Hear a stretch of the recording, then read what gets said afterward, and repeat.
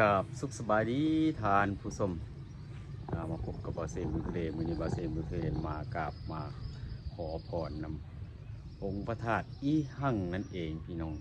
ตั้งอยู่เมืองสวรรณเขตเนาะหรือว่าเมืองไกรสอน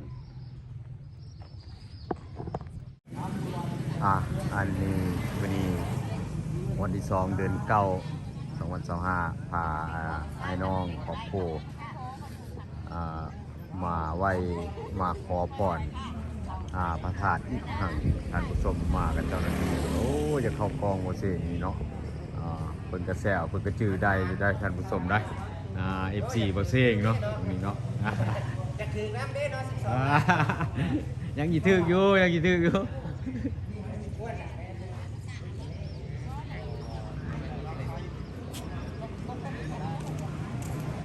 พระสารัตนเจดีย์พระธาตุอีหั่งก็เป็นบุญหอดยอดเกี่ยวนะท่านผู้ชมนะบ่อเสียงก็เป็นครั้งทำอิฐที่ว่าเข้ามาไว้พระธาตุอีหั่งเพราะว่าเป็นคนเมืองสวรรค์เป็นคนแขวงสวรรณเขตมาสวรรค์ก็ต้องมาไหว้พระธาตุอีหั่ง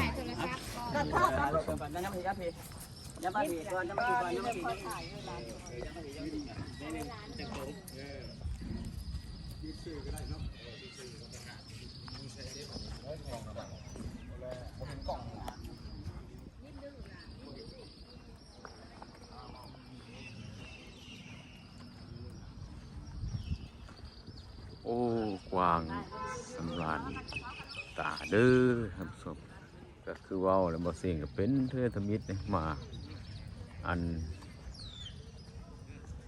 ไหว้พระธาตุอีหั่งก้าวก็ได้เห็นได้เพจดังๆเพิ่นเนาะเพจช่องดังๆเพิ่นมาถ่ายพระธาตุก็เป็นมิ่งขวัญของชาวแขวงสวรรณเขตสำหรับพระธาตุอีหั่ง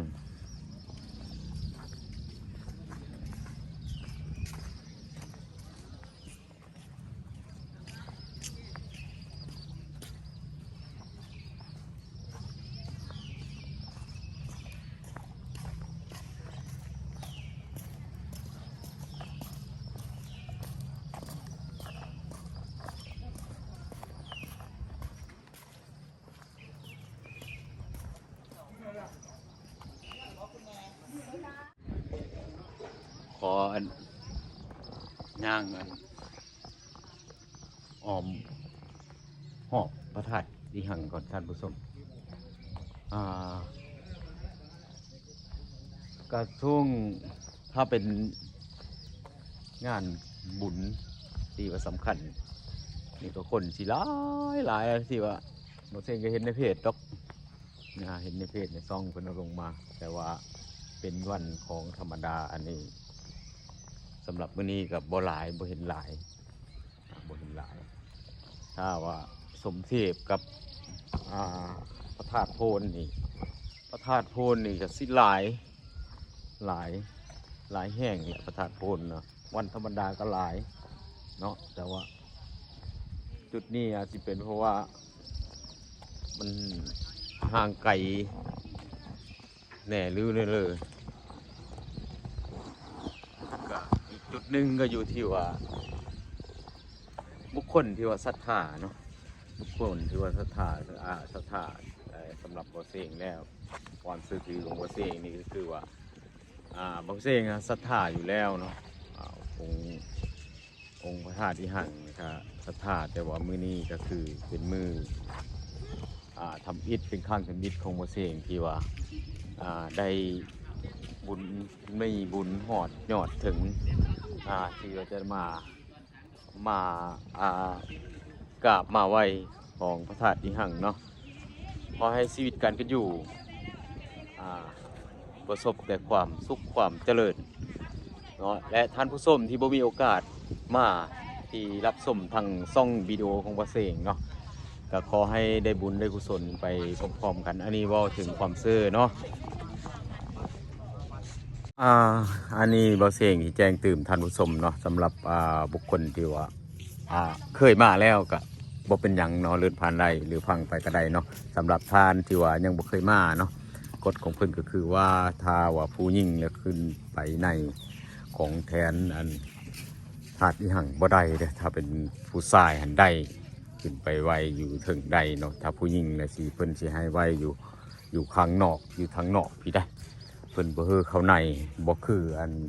ถาดโพนถ้าถาดโพนแล้วขึ้นได้เนาะเข้าไปได้ผู้หญิงก็ขึ้นไปได้แต่ว่าประธานอีหังแล้วผู้หญิงแล้วขึ้นบ่ได้เนาะก่อนที่ขึ้นเข้าไปไหวกับบ่เสียงขอกล่าวคำรัตนะเอาคำไหวประธานอีหังก่อนเนาะก็หลังจากกล่าวคำไหวของพระธาตุอีหังแล้วท่านผู้ชมเนาะก็คือก็สำหรับผู้ชายก็สิได้เข้าไปกราบไปไหวแต่ว่ากฎระเบียบของเพิ่นเนาะกฎระเบียบของเพิ่นผู้ชายแล้วปลดเกิบได้ผู้หญิงแล้วแม่นเข้ามีได้นะท่านผู้ชมได้ผู้หญิงแล้วเข้ากราบอะไรเอาเสียงก็สิได้ปลดเกิบแล้วก็เข้าไปกราบไปก่อนเนาะ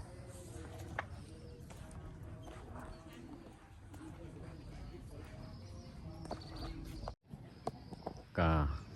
กราบไว้แล้วท่านผู้ชมโอ้แดดหลายเด้อก็ขอขอบคุณขอบใจทุกท่านที่เข้ามาชมคลิปชมช่องวิดีโอของบ่เสียงนี่บ่เสียงก็มานำพาท่านผู้ชมเนาะมาขอพรนำองค์พระธาตุอิหังเป็นมิ่งขวัญของชาวแขวงสะวรรณเขตและเป็นมิ่งขวัญของลาวเฮา